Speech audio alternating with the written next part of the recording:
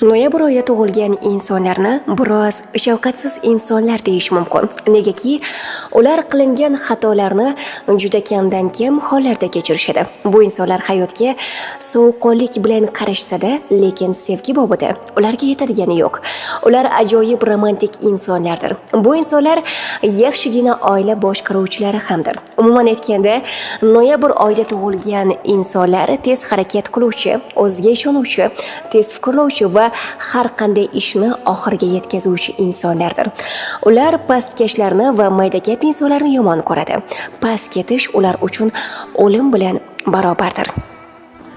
Shuning uchun bu insonlarni xorlashga urinmang. Noyabr oyida tug'ilganlar uyda o'tirishni juda yomon ko'radi. Ko'chada sayr qilish ularning jon dillaridir. Bu insonlar hech qachon o'z sevgan yoriga xiyonat qilishmaydi va sevgilisini ham xiyonat qilishini xohlashmaydi.